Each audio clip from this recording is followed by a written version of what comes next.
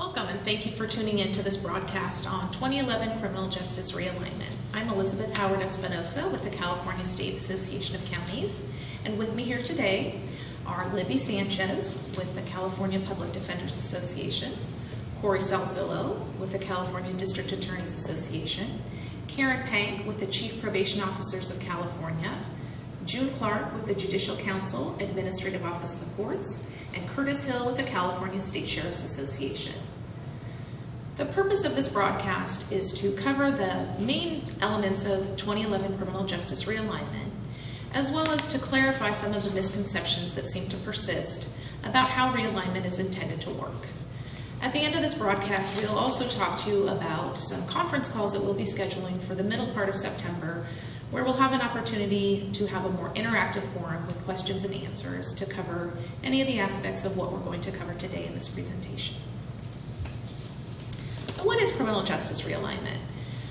We're using the term criminal justice realignment to cover the range of complex statutory changes that are being made and have been made in AB 109 that was enacted in April of this year, 2011. That bill was subsequently amended by AB 117, and we do anticipate some additional technical and clarifying changes to those broad sets of statutory changes in a trailer bill that we anticipate the legislature will be acting on in the week that follows this broadcast. So in order to avoid any confusion about what specific bill we're referring to, we will just talk about the set of changes as criminal justice realignment. There are three main populations that will be coming to counties, the responsibility for which will be coming to counties beginning in October of this year. They are the transfer of responsibility for a class of offenders who, under today's statutes, would go to state prisons. There's a set of nonviolent, non-serious, and non-sex offenses that are defined in statute, and those persons who previously would have been sentenced to prison will instead be sentenced to county jails or other options within the county for county control. Further, it establishes a new supervision status called post-release community supervision. Again, under today's law, those people would come out of state prison onto state parole, but once realignment is enacted, those people will go onto this new county-level supervision status. There also are significant changes for both courts and counties as it relates to the revocation process. And criminal justice realignment also tasks an existing local community corrections partnership with a responsibility of coming up with a plan for how each county is going to manage the new responsibilities for the transferred offender populations. We will talk subsequently about how realignment in broad terms is funded and how the specific programs that we're talking about today related to the adult offender populations will be supported as well, both in the first year and subsequent years. You see on this slide the recent history. We just didn't arrive at this date in time by accident. There was a number of elements that came into play across the state over the last 20 to 30 years, which created the dynamic which we have today. You can see on this slide the various factors that played into this over the years. Most glaring in that is the recidivism rate of 70% within the state prison system. Then also the last bullet, the three-judge panel order, which also had a significant impact on the realignment legislation that we are getting ready to kick off on October 1st. Previous administrations and legislative activity over the last years, you can see in this slide, were taken up in the legislature and by administrative direction. And we have a number of those things which were proposed. None of these elements, however, did go into fruition. But you can see where one of the things that is still outstanding in this area that we may see in the future is a number of things. Most notably, the last one there, the creation of a sentencing commission.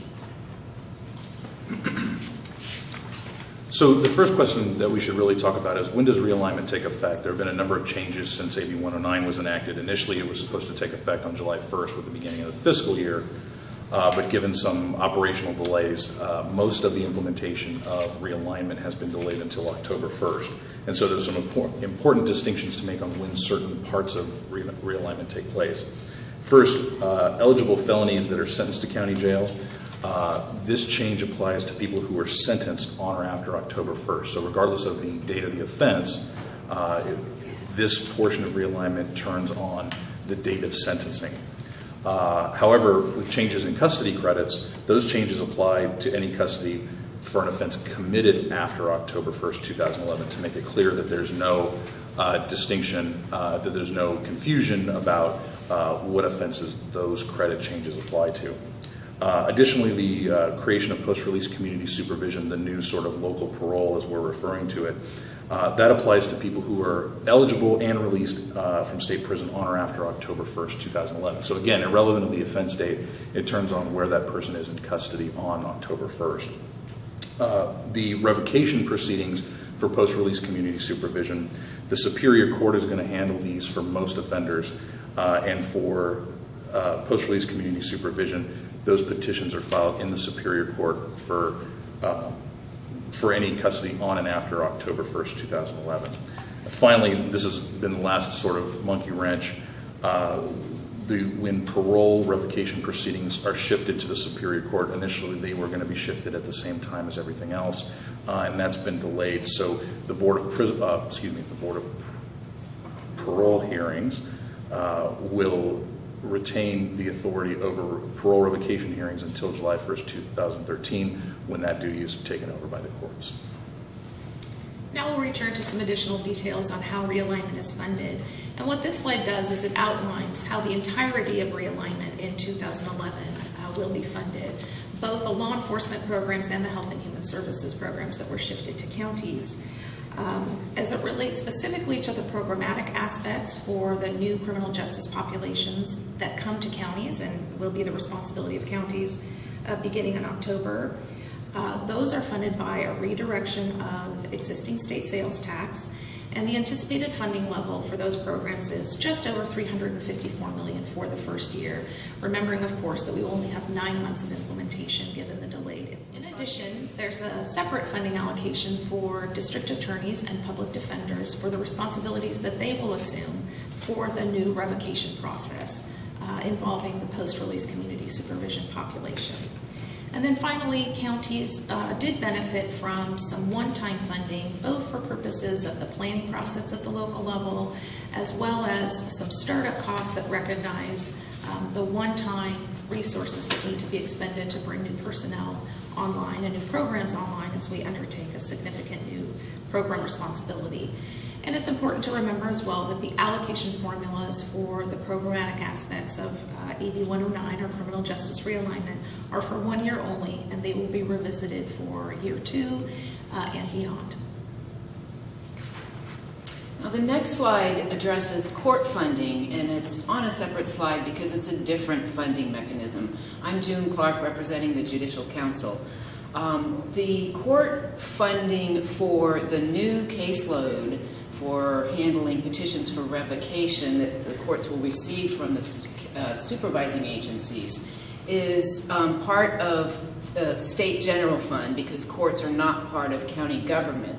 And so the judicial branch budget was augmented separately in the amount of $17.7 million based on estimated revocation petition caseload. So the judicial branch funding will remain separate. An additional $1.1 million was added to the judicial branch budget to address court security that will be needed to staff those courtrooms or departments hearing the petitions for revocation. Under court security realignment, that money is being permanently transferred to the counties. The Judicial Council has allocated the $17.7 million to the individual superior courts, the 58 superior courts, based on each court's estimated percentage of caseload for the 3 quarters of the fiscal year 11-12. As Elizabeth noted, this allocation too is a one-time decision because it's based on estimated caseload. So for the future budget years, fiscal years, the courts will be providing caseload information. The Judicial Council will revisit its allocation decisions too, based on actual experience in the courts. So now we'll talk about sentencing and custody. And first we'll talk about the first major part of the adult population that's being realigned, or as we sort of call it, who goes where and for how long. So now we're talking about who is sentenced to county jail under realignment. And this discussion starts with an explanation of the term we use, non-non-nons. This refers to offenders who are convicted of offenses that are not serious felonies and not violent felonies, as those terms are defined in statute, as well as they are not sex offenders pursuant to Penal Code Section 290. For the most part, anybody whose commitment offense is not one of those three will not go to state prison any longer. Realignment also revises the definition of a felony so that it includes certain crimes that are now punishable in jail. And the time that is served for most of these offenses will be served either in jail, on traditional felony probation, with some alternative custody, or some combination of jail and local supervision pursuant to the split sentence provisions that we'll describe later. So who remains eligible to go to state prison? The statute says that the following sentences must be served in state prison. Any person who has a current or prior serious or violent felony, as those terms are statutorily defined. Or in other words, anybody who's currently convicted of a strike offense or has a prior strike on their criminal history. Also excluded are any defendants who are required to register as a sex offender pursuant to Penal Code Section 290. And that's irrelevant of whether or not it's a current or prior case, because in California with the lifetime registration law, once you're required to register as a 290, you're continually required to register as a 290. Additionally, anybody with a current enhancement for PC 186.11, which is an aggravated theft enhancement, which we also call a white-collar crime enhancement with high-dollar thefts, that precludes a person from going to jail for a non felony. And finally, there is a list of crimes that do not fall into the statutory list of serious violent felonies and are not 290 offenses and are not 186.11 enhancements, but that were deemed by the legislature to be sufficiently serious and or violent that they should be excluded as well. And there's a list of these crimes. As you see, there are several sources for this list. There is a list on the Department of Corrections and Rehabilitation website, and the link is provided in the slide. And we provide that link with the understanding that there may be different lists, which may be hard to understand, but there have been several changes to the legislation. So we point you to that list for convenience purposes only, but we expect you to rely on what the statute actually says in making those determinations. And just a few examples of what are the excluded offenses: felony domestic violence, felony stalking, and solicitation of murder. None of those offenses are serious or violent felonies as the statute defines them. As we've been discussing, there have been many substantive changes to sentencing, incarceration, and supervision and funding law related to realignment. And with such substantive changes often come many myths. The first such myth we're hearing is that as of October 1, 2011, the doors of all of the prison gates are going to be flung open and everyone is going to be released. Curtis, is that an accurate statement? No, it's not accurate. The reality is that no inmate will be released from a state prison prior to October 1st of 2011.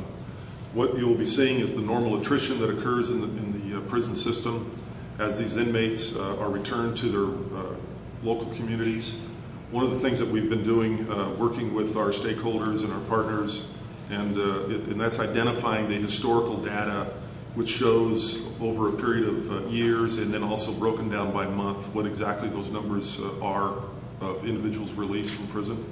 Those numbers are available on the CDCR website, or also you may contact either the state sheriffs or your CPOC association for that data, and we will get that to you.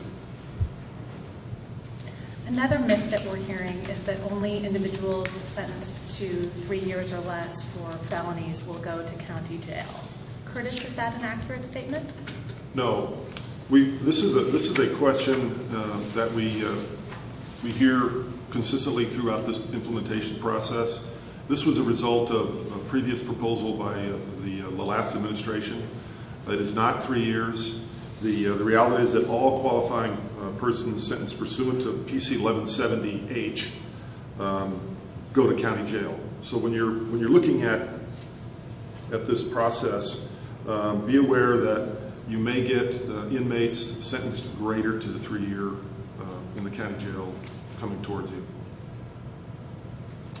So, speaking of sentencing, our next slide describes the changes that criminal justice realignment brings to sentencing, felony sentencing. What changes? The criminal justice realignment makes significant changes broadly, but there are no changes to the basic sentencing rules or the length of sentences for specific crimes. So we want to make that clear that generally it's about where the time is served that is the biggest change in criminal justice realignment, not in the rules of sentencing or the time of the sentence. One aspect, though, is new. Judicial officers will be given the opportunity, will have the discretion under criminal justice realignment to impose what we've come to call a split sentence. The idea is that in certain circumstances, a judicial officer may determine that in this particular case, there should be some supervision period following a time in custody. And so Penal Code Section 1170, subdivision H5 does give the court that discretion to impose whatever is authorized by law as the maximum sentence and include a portion of the concluding part of that sentence as mandatory supervision. So that is a new a tool that judges will have at their disposal. So what does not change in sentencing under criminal justice realignment? Felony probation remains exactly the same. Existing alternatives that the judicial officer has at their disposal remain the same. Pretrial diversion, deferred entry of judgment, those sorts of alternative sentences are unchanged by realignment. And as I said in the prior slide, rules of sentencing and duration of sentencing are unchanged.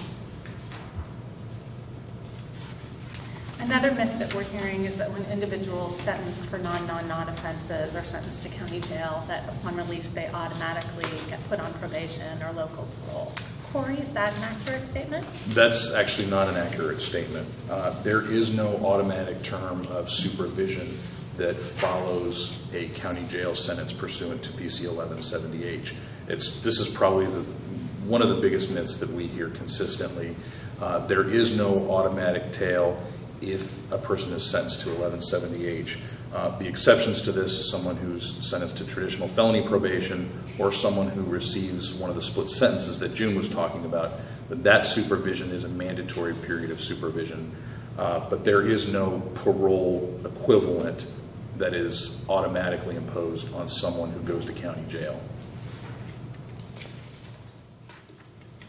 At the end of the custody decisions on the non-nons, the county's going to have, in their partnership in the CCPs, a wide range of best practices to follow, not only in the custody environment, but also in the supervision component as well.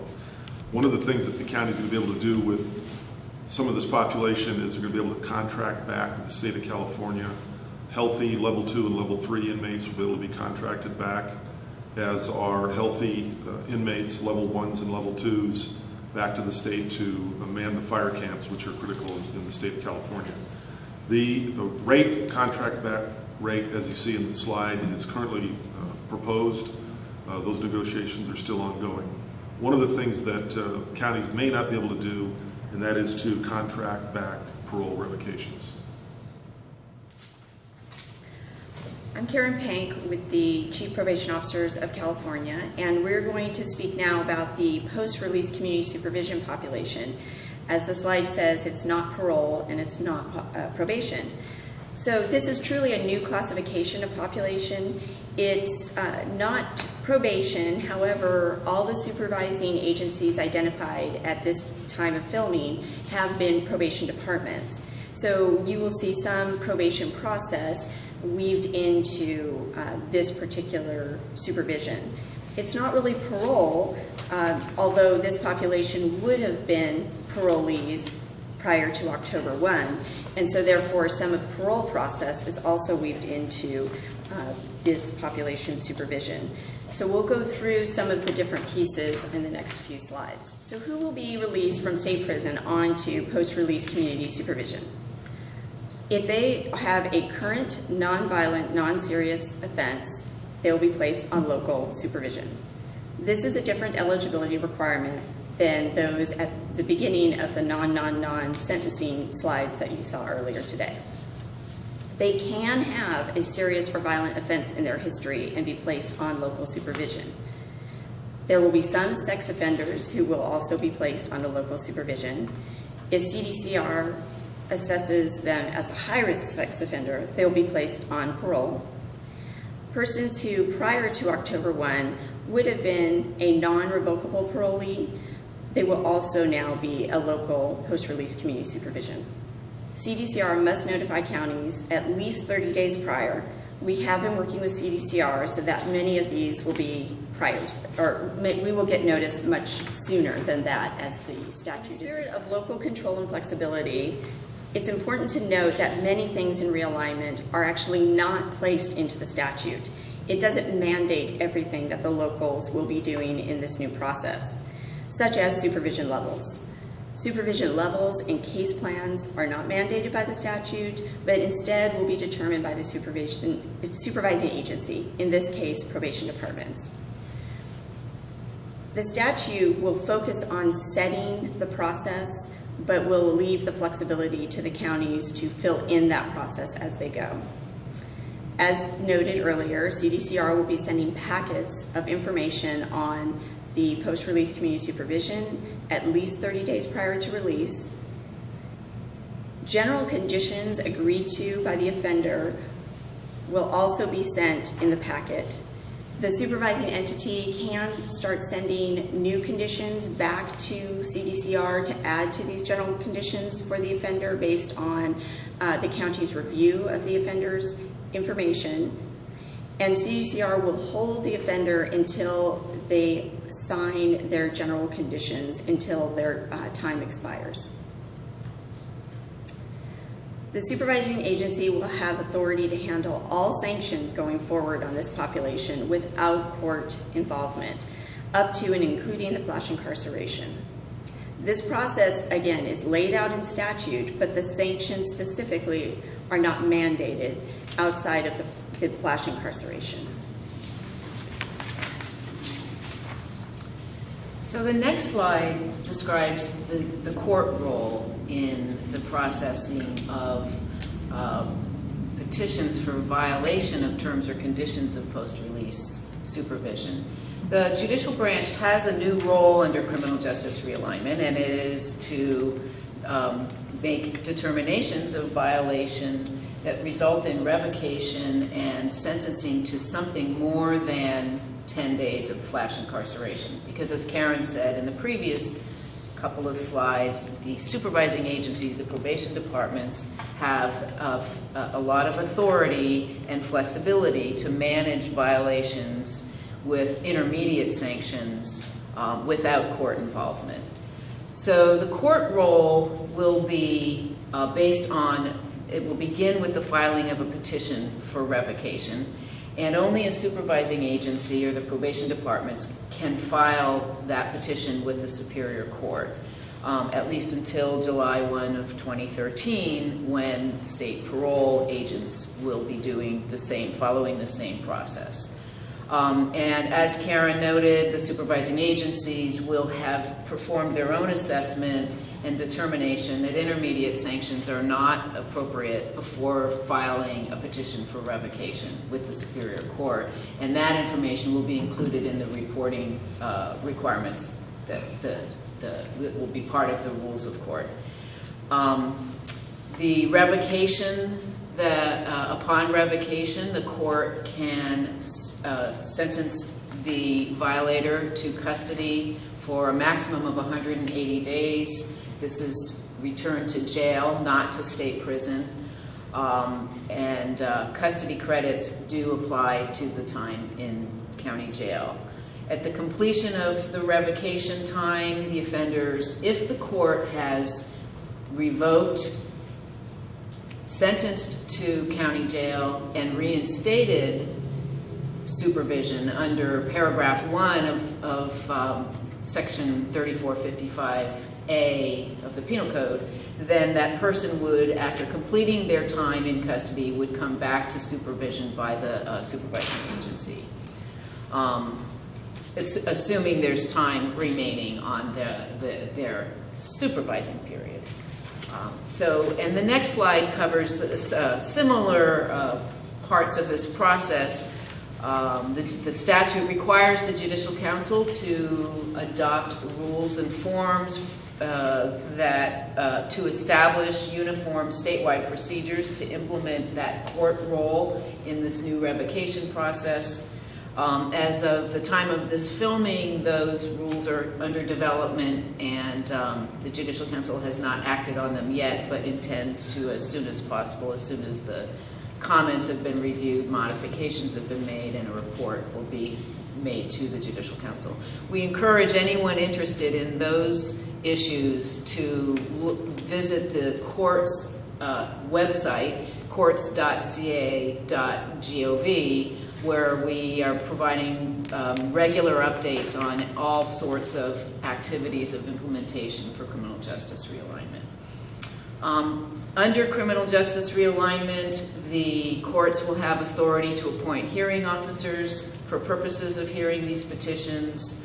And again, the hearing officers have the opportunity or the authority to revoke the supervision and return someone to county jail, revoke and reinstate so that the remainder of their term will be supervised following time in custody, or refer to an evidence-based program such as a drug court or a parolee reentry court, for example, if the court wishes to do that. Again, as Karen is saying, there's a lot of flexibility allowed in the way criminal justice realignment was set up, so that courts will be making a lot of the decisions about how they're managing this caseload at the local level and working through the community corrections partnership. Another myth we keep hearing is that the sanction for revocation of traditional adult probation is now capped at 180 days in jail. Karen, is that accurate? No, it's not accurate, Libby. As was stated earlier, by June, a lot of there are still things that stay the same. Felony probation is one of them. So the felony probation sanctions still stay in place. Persons on felony probation for an offense after 10-1, after the enactment of this statute, that are ineligible for prison cannot be revoked any longer to state prison, but instead will serve their time in county jail. But it is not subject to the 180-day cap.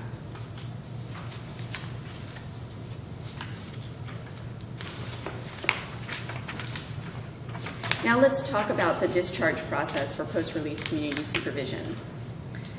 Again, the timelines are built similar to parolees for this particular population. They will be discharged by operation of law at the end of 3 years. The supervising agency will or may discharge after 6 consecutive months of no violations. And violations in this context will be defined as sanctions resulting in custodial settings, such as flash incarceration or revocations. You must discharge after a continuous year of no violations, and that must be done within 30 days. And the courts, this is an important point, will not be involved in the discharge process. This either happens by, again, operation of law or by some action taken by the supervising agency. State parole is an important topic. Yes, it still exists. When you look back at previous legislative efforts, in California, and then you look at other states within the United States, some states do not have parole at all. The state parole component, when you look at slide 25, who remains on state parole? This slide is critical for you to use at the local level when you're educating your elected officials in your communities in regards to what the governor's vision is in regards to the realignment in AB 109 and 117. You've been hearing from the panel here this morning about the implementation and how this will be working at the local level. But for your purposes of who remains on state parole, you'll see this list includes that particular population, including anyone on parole prior to October 1 of 2011.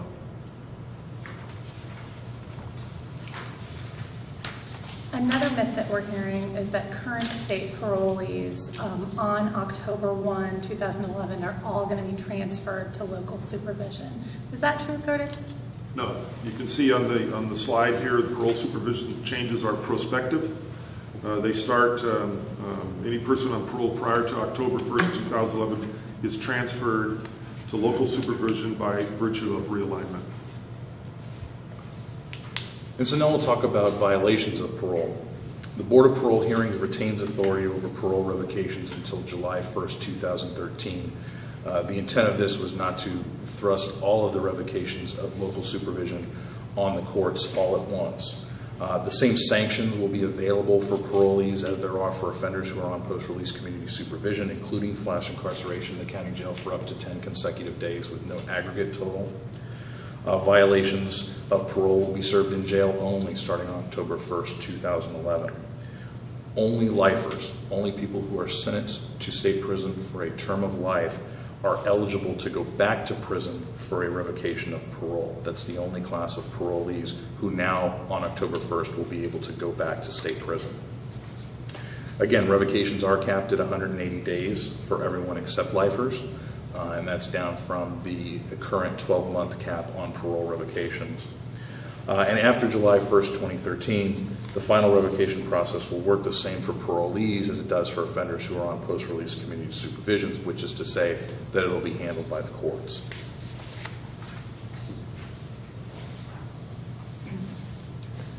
Another myth that we're hearing is that state parole revocation petitions will be filed and heard by the courts between October 1, 2011 and July 1, 2013. June, is that correct? That's not correct, Libby. As Corey just noted and the previous slide indicates, the Board of Parole Hearings retains jurisdiction, and parole revocation proceedings will be exactly as they are today until July 1st of 2013. Now we will turn our attention to the local planning process that is contemplated for the local criminal justice stakeholders as they put together their plan as to how the county is going to respond and react to managing a significant new offender population at the local level. This slide talks about the Community Corrections Partnership, which is a local entity, a local body that actually predates criminal justice realignment. It was created or established in a bill by Senator Leno, SB 678, in 2009. So the membership should be familiar to counties. There are 14 members. It's statutorily created. And what criminal justice realignment did do that is new for this group is assign the local CCP, as we call it, with the responsibility for coming up with an implementation plan for criminal justice realignment. Additionally, realignment also defines from within the 14-member advisory body a CCP executive committee. And the executive committee members are outlined for you on this slide. As the 14 body, the CCP is chaired by the chief probation officer, so is the executive committee. And then the additional 6 members are the sheriff, a police chief from the county jurisdiction, district attorney, the public defender, the presiding judge or a designee, and then one appointment that is selected by the Board of Supervisors from among the head of either the Department of Social Services, Mental Health, or Alcohol and Drug. The Brown Act applicability is an important issue, and each county, we would advise, should consult with their county council to talk about how the open meeting laws govern either the CCP or the executive committee of the Community Corrections Partnership. So what's required to be in the plan, or how will the plans be put together? In the realignment context, as Elizabeth just pointed out, the committees have been hard at work trying to put together a plan on a policy basis to help inform the Board of Supervisors of the many decisions from a funding basis that will be before them in these coming months. The CCP is charged with preparing the plan, presenting it to the board to implement this realignment. But beyond that, there's no specific mandate in statute that says when the plan must be presented to the board, when it must be done, what's required to be in the plan. And so you'll see a wide variety of plans from each county, and also perhaps timing where they will do several plans based on the implementation timelines and the fact that realignment itself does ramp up over a period of 4 years. As Elizabeth said, the plan development does involve the entire body, but only the executive committee votes.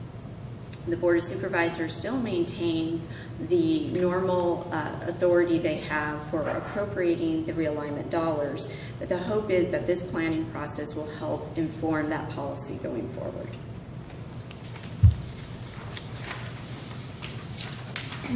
We're also hearing that the CCP plan must be submitted by October 1, 2011. Karen, is that accurate? No, Libby, it's not accurate.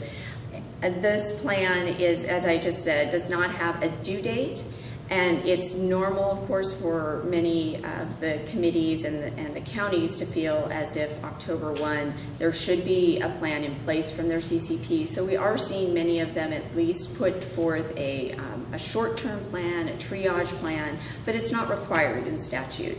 And so whatever is most needed in the county is absolutely acceptable under this process. With that, we've covered the substance of our presentation today, and we hope that the details have been useful to you and have been of assistance in perhaps debunking some of the myths that all of us have heard in our travels as we've talked to counties and courts alike about how realignment is intended to work. We do anticipate challenges in implementing what is perhaps the most significant change in correctional policy, at least in my lifetime. And I think I speak on behalf of all of the organizations that participated in today's broadcast in saying that we remain available to you as a resource and to help identify and resolve the issues that undoubtedly will emerge as we begin to implement this very significant and complex policy change. What we plan to do from here is to schedule a series of conference calls that are detailed on slide 34 for you. We have grouped counties and regions because we do have some capacity limitations for the conference calls, and the participants who were involved in this broadcast will be available, as we indicated, in a more interactive format to answer specific questions or to address areas that we didn't have an opportunity to talk about today. Just a couple of reminders. To the extent possible, please do join in on the date that's assigned to your county. We ask that you please send in advance any questions that you may have so we can anticipate what those might be. We've provided an email address for you for Rosemary McCool, and we'd like to collect those questions by September 12th, if at all possible. We will email additional details about the call-in number, so you can expect to get that through your email within the next few days from this broadcast. We thank you for joining us. Also, for your information, we're providing links to the various organizations that are represented on this panel today, as well as CDCR. Each organization obviously has a different perspective and a different outlook, a different responsibility set for implementing realignment.